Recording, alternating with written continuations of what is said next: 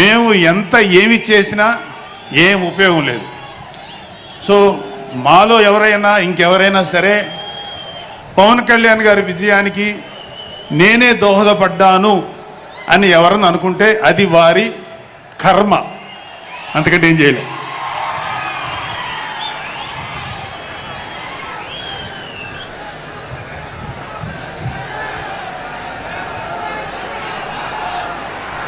So ఇక్కడ మన president Pawan Kalyan గారికి ఆయన గురించి చెప్పడానికి ఒక ఇంపార్టెంట్ విషయం చెప్పాలి.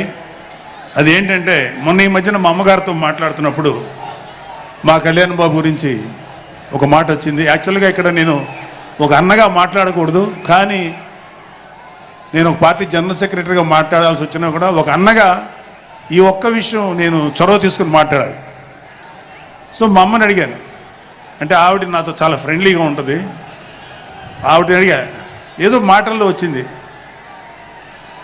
అమ్మ మమ్మల్ని అంటే ఏ తల్లి అయినా ఒక ఆడతల్లి ఒక స్త్రీమూర్తి బిడ్డను కనేటప్పుడు చాలా నొప్పులు పడుతుంది, అదొక పునర్జన్మ అంటారు.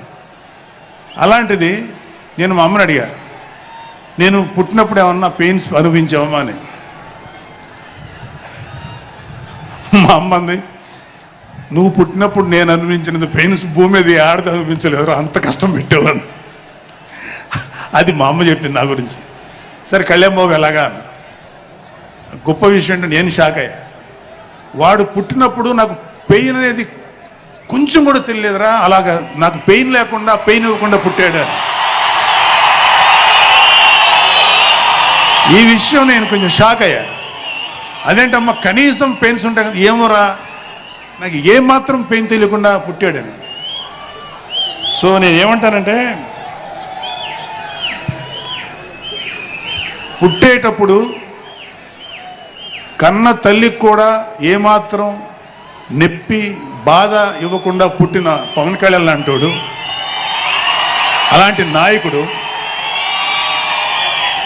ఈ కూటమి భాగస్వామ్యంలో ఉప ముఖ్యమంత్రిగా ఉన్న నాయకుడు ప్రజలకి ఎందుకు బాధలు రానిస్తాడు?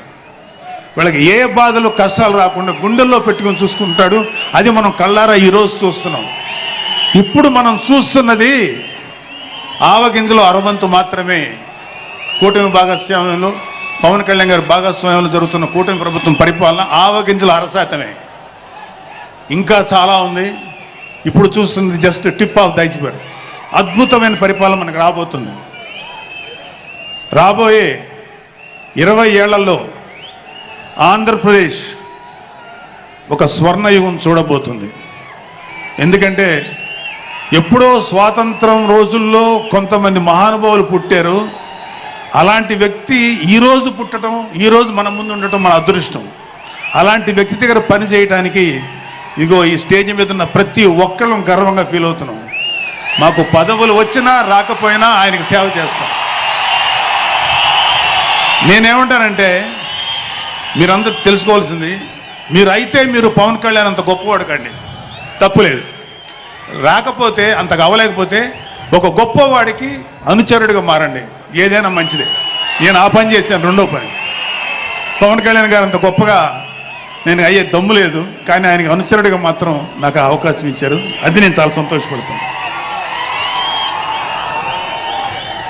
ఎందుకంటే ఇవాళ కళ్యాణ్ బాబు లాంటి వ్యక్తి, ఇక్కడ ఉన్నటువంటి మా నాయకులు ఎవరైనా సరే, మేము చూస్తున్నది కేవలం ఒక జనరేషన్ కాదు, రాబోయే 3-4 జనరేషన్స్. అంటే మీరు, మీ పిల్లలు, మీ గ్రాండ్ చిల్డ్రన్ ఎంత మంచి ప్రపంచాన్ని చూడాలి, ఎంత మంచి జీవితాన్ని చూడాలి, ఎంత చక్కటి అవకాశాలు రావాలి అనేటువంటి ఆలోచనతోటే ముందుకెళ్తున్నాం. ఖచ్చితంగా రాబోయే 20 ఏళ్లలో ఇది జరిగి తీరుతుంది.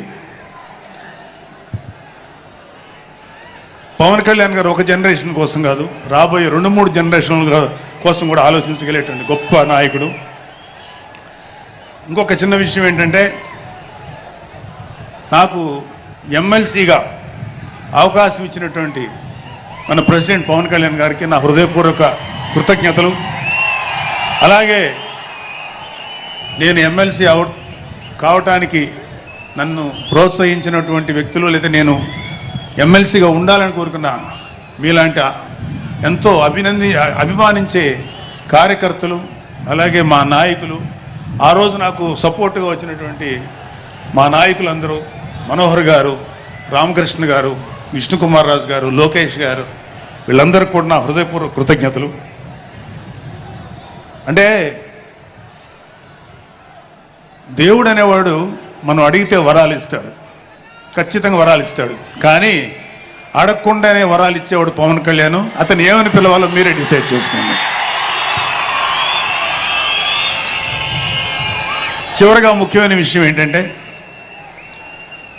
జనసేనకి ప్రాణవాయువు లాంటి వాళ్ళు కార్యకర్తలు, వీర మహిళలు, జన సైనికులు, అభిమానులు. నేను ఒక జన సైనికుడిని అని చెప్పుకోవటంలో ఉండే ప్రైడ్ నాకు ఇంకా ఏ విషయంలో రాదు.